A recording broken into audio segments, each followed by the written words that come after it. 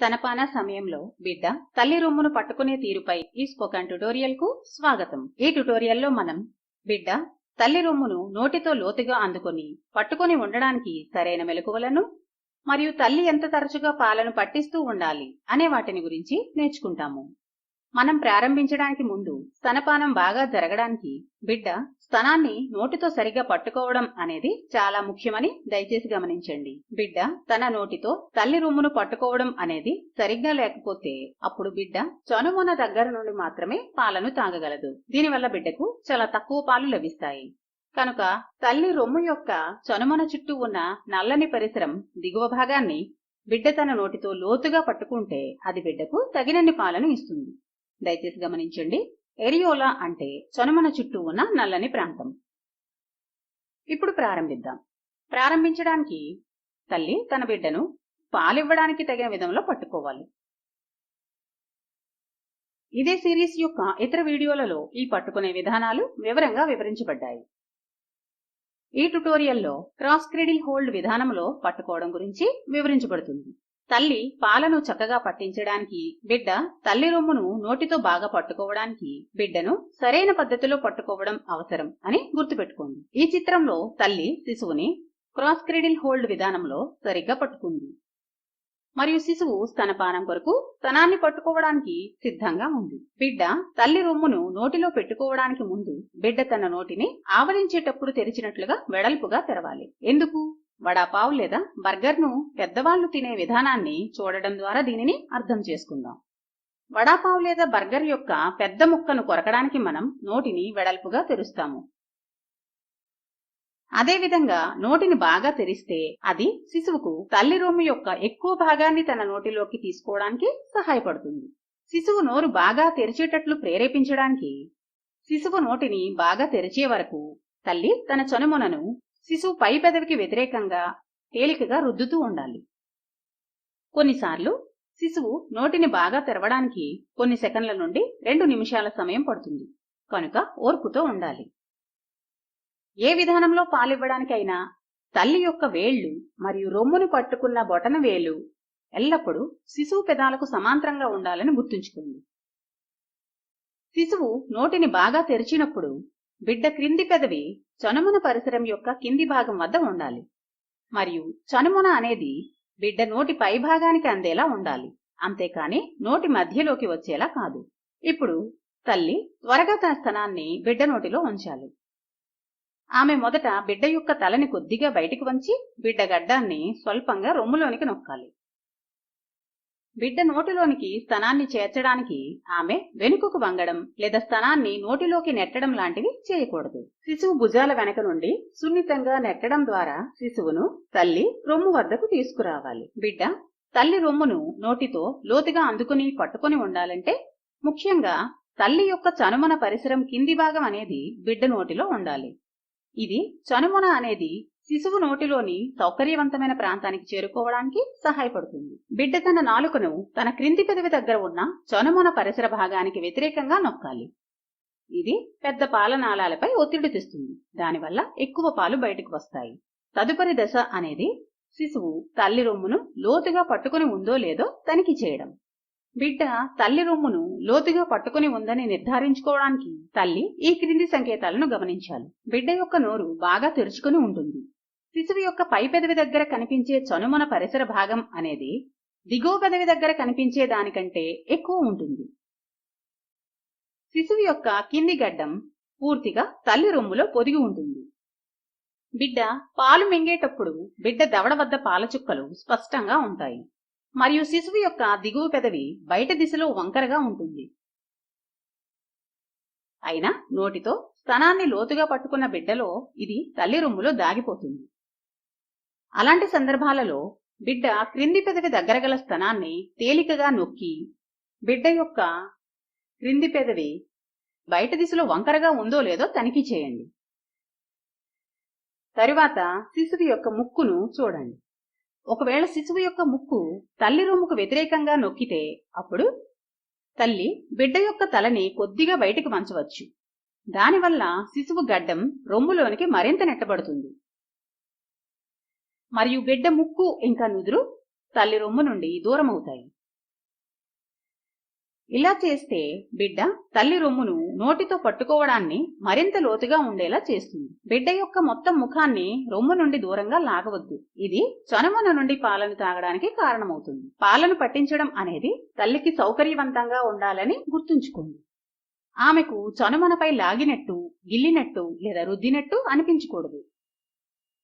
ఒకవేళ పాలివ్వడం అనేది తల్లికి నొప్పిని కలిగిస్తే అప్పుడు బిడ్డ తల్లి రొమ్మును లోతుగా పట్టుకోవడానికి అవ్వదు.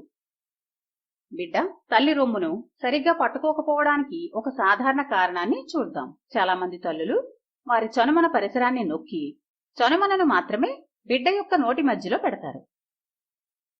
ఇక్కడ బిడ్డ యొక్క నోరు బాగా తెరిచి ఉండదు. బిడ్డ కేవలం చనుమనని మాత్రమే నోటిలో పెట్టుకుని ఉంటుంది. ఇక్కడ శిశువు యొక్క ఎగువ మరియు దిగువ పెదవి దగ్గర చనుమన పరిసరం అనేది సమానంగా కనిపిస్తుంది. బిడ్డ గడ్డం రొమ్ము నుండి బయటకు ఉంటుంది. బిడ్డ పాలను త్రాగడానికి ఆపకుండా త్వరగా రొమ్మును చీకే పద్ధతి కలిగి ఉంటుంది. చీకేటప్పుడు బిడ్డ బుగ్గలు సొట్టలు పడి ఉంటాయి. బిడ్డ పాలను మింగుతున్నట్లుగా దవడల నుండి పాల చుక్కలు స్పష్టంగా ఉండవు. మరియు చనుమొన అనేది బిడ్డ నోటిలోని గట్టి భాగానికి వ్యతిరేకంగా ఇచ్చినట్టు నొక్కినట్టు అవుతుంది. ఇది తల్లికి చాలా నొప్పిగా ఉంటుంది మరియు చనుమొనకు గాయం కావచ్చు. అలాగే చనుమొన నుండి మాత్రమే పాలని తాగేటప్పుడు బిడ్డ అరియోలా కింద ఉన్న పెద్ద పాలనాళాల నుండి పాలను పొందలేదు. అందువల్ల బిడ్డకు తగినన్ని పాలు లభించవు. ఒకవేళ బిడ్డకు చనుమొన నుండి మాత్రమే ఆహారాన్ని ఇస్తున్నట్లయితే అప్పుడు తల్లి తన శుభ్రమైన చిటికిన వేలిని బిడ్డ నోటి చివరన మూలలో పెట్టాలి. దీనిని ఆమె చనుమొనపై లాగుతున్న బిడ్డ నుండి విడిపించడానికి ఉపయోగించాలి. తర్వాత ఆమె బిడ్డ స్తనాన్ని లోతుగా పట్టుకోవడానికి బిడ్డను అదే రొమ్ముపై మళ్లీ తిరిగి జత చేయాలి. సరిగ్గా స్తనాన్ని పట్టించిన తరువాత ముందుగా వచ్చే ఫోర్ మిల్క్ మరియు తరువాత వచ్చే హైండ్ మిల్క్ రెండు బిడ్డకు తగినంతగా లభించేలా తల్లి చూసుకోవాలి. ఫోర్ మిల్క్ అంటే స్తనానికి ముందు భాగంలో ఉండే నీళ్ల లాంటి పాలు. ఇది ప్రోటీన్ మరియు నీళ్లతో తయారవుతుంది. ఇవి బిడ్డ పెరుగుదలకు మరియు బిడ్డ బలంగా ఎదగడానికి అవసరం. హైండ్ మిల్క్ అంటే స్తనం యొక్క వెనుక భాగంలో ఉండే చిక్కటి పాలు. ఇవి ప్రధానంగా కొవ్వు పదార్థాలతో తయారవుతాయి. ఇది బిడ్డ మెదడు పెరుగుదలకు మరియు బరువు పెరగడానికి అవసరం. బిడ్డకు ఫోర్ మిల్క్ మరియు హైండ్ మిల్క్ రెండు లభిస్తున్నాయని నిర్ధారించుకోవడానికి తల్లి మరొక స్తనం నుండి పాలను పట్టించే ముందు ఒక స్తనం నుండి వచ్చే పాలను పూర్తిగా బిడ్డకు పట్టించాలి. ఆమె ఒక స్తనం నుండి వచ్చిన మొత్తం పాలను పూర్తిగా బిడ్డకు పట్టించిందో లేదో తనిఖీ చేయడానికి తల్లి ఆ స్తనాన్ని తన చేతితో నొక్కి పాలు వస్తున్నాయో లేదో చూసుకోవాలి. ఒకవేళ ఆ రొమ్ము నుండి పల్చని నీళ్ల లాంటి పాలు వస్తున్నట్లయితే లేదా ఒకవేళ ఆ రొమ్ము నుండి చిక్కటి హైండ్ మిల్క్ బాగా వస్తున్నట్లయితే అప్పుడు తల్లి తన బిడ్డకు అదే రొమ్ముతో తిరిగి పాలను పట్టించాలి. చేతితో నొక్కి చూస్తే చిక్కని హైండ్ మిల్క్ రావడం అనేది కొన్ని చుక్కలకు తగ్గితే తల్లి ఆ రొమ్ము నుండి వచ్చిన పాలను పూర్తిగా బిడ్డకు పట్టించిందని దాని అర్థం. కానీ ఇంకొక స్తనం నుండి పాలిచ్చే ముందు తల్లి బిడ్డను తన ఒడిలో కూర్చోబెట్టడం ద్వారా తేన్పు వచ్చేలా ప్రోత్సహించాలి. ఇప్పుడు బిడ్డ యొక్క మొండాన్ని కొద్దిగా ముందుకు వంచి బిడ్డ దవడను తన చేతితో కప్పాలి. బిడ్డకు 2 నుండి 3 నిమిషాలలో తేన్పు రావాలి. ఒకవేళ తరువాతి 5 నిమిషాలలో తేన్పు రాకపోతే అంటే బిడ్డ తల్లి రొమ్మును చాలా బాగా లోతుగా పట్టుకుందని, బిడ్డ పాలను త్రాగేటప్పుడు ఎక్కువ గాలిని తన పొట్టలోనికి తీసుకోలేదు అని అర్థం. ఇప్పుడు తల్లి తన మరొక స్తనాన్ని పాలను త్రాగేందుకు బిడ్డకు ఇవ్వాలి. ఒకవేళ బిడ్డకు కడుపు నిండితే బిడ్డ ఇంకో స్తనం నుండి పాలను త్రాగకపోవచ్చు. కానీ తల్లి ఎప్పుడు బిడ్డకు తన 2 స్తనాల నుండి పాలను పట్టించాలి. పాలను తాగాలా వద్దా అనే చివరి నిర్ణయాన్ని ఆమె బిడ్డకు వదిలేయాలి. తల్లి పాలిచ్చేటప్పుడు బిడ్డ నిద్రలోకి వెళ్తే తల్లి బిడ్డ యొక్క అరిపాదాలను సున్నితంగా నొక్కడం ద్వారా బిడ్డను నిద్రలేపాలి. లేదా బిడ్డ యొక్క వీపు భాగంపై మెల్లగా చక్కిలి గిద్ద పెట్టాలి. లేదా బిడ్డను తేన్పు రావడం కొరకు చూపిన విధంలో కూర్చోపెట్టాలి. సరైన పద్ధతితో పాటు తల్లి బిడ్డకు తరచుగా పాలివ్వడం కూడా ముఖ్యం. తల్లి తన బిడ్డకు 24 గంటల్లో కనీసం 12 సార్లు పాలివ్వాలి. అందులో రాత్రిపూట కనీసం 2 నుండి 3 సార్లు తల్లి తన బిడ్డకు పాలివ్వాలి. బిడ్డకు పాలను పట్టించడానికి తల్లి బిడ్డ యొక్క ఆకలి సంకేతాలు కదలడం,